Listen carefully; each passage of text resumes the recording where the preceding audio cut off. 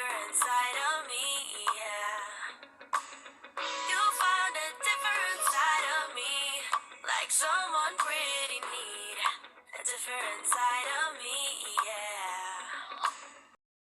And so the best way to ground yourself is to also spiritually and intellectually begin to educate yourself. Begin to read and study. This is very serious. You need to wake up. A far higher, bigger picture going on the earth for at least 7,000 years of human history that we modern day people really just don't relate to. All we know is what we live with. For 3,200 years, Rome has dominated Europe. And for 3,200 years, Europe has dominated the world. Therefore, there is the old saying that all roads lead to Rome. Just keep in mind that what you are seeing happening on the earth today, with all the economic problems, etc., all has a pedigree and all has a background which you need to understand. Our commercial systems, our educational systems, are all based on ancient concepts and belief systems. Knowledge is power. And this is why so many people in America especially feel powerless, because they have no knowledge. Profound things have been said in the Bible. For instance, it is written in the Old Testament that my people are dying from the lack of knowledge. And that's certainly true. Today people are dying. They're wasting their lives away because they're ignorant, ill-informed, and unread as to how the world works. And there's another scripture that I think is extremely important that says, where there is no vision, the people perish.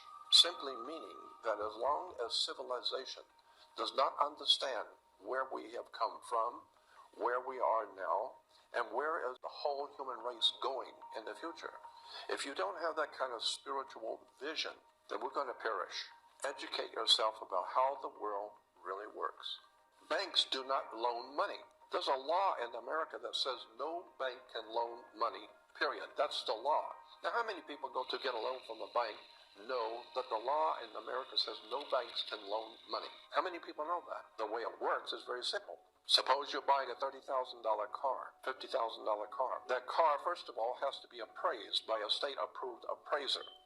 So you have a government appraiser appraise the car for its value. And let's say it's $50,000. Therefore, the paperwork, which represents that $50,000 car, is referred to in commerce and business as commercial paper. And that piece of paper represents $50,000 in business. So what happens is, if you decide you want to buy the car, the dealership sends the paper to the bank. So now the bank has a $50,000 worth of commercial paper. What the bank does is they open up a bank account in your name without you knowing it. All banks do this. They open up a bank account in your name. They sign your name on the bank account, because you can't open a bank account without a signature. So they sign your name on a bank account and open up a bank account for you. But you don't know that. Then they take the $50,000 in commercial paper, which represents $50,000, and they put it into your account. So now you have a bank account in their bank with $50,000 in it. And then they take that bank account and they write a check on that for you. So the first check for the first $50,000 they write for you, and they sign it for you and give it to you so you can give it to the dealer. So you think the bank has loaned you $50,000. No. The bank merely gave you credit on the commercial paper which they're holding. They are confirming that they have the $50,000 in the bank with the paper. They're holding the pink slip. Therefore, they will give you a credit of $50,000 based on your commercial paper. So they didn't give you anything. You gave them $50,000 on commercial paper. They just gave you a credit. And so that's the way it works. There is no money changing hands. Now let me give you another example that's even easier to understand.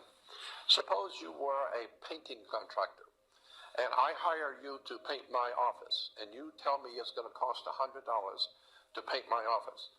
Well, the way it works in business, in commercial business, is that I agree to your bill of $100. So when you're through with the job, you come to me and you give me a bill, and the bill is for $100. I reach in my wallet and I pull out a $100 bill, and I give it to you. Now you have been paid because I gave you a $100 bill. No, I didn't pay you anything. I paid you nothing. You gave me a bill for $100.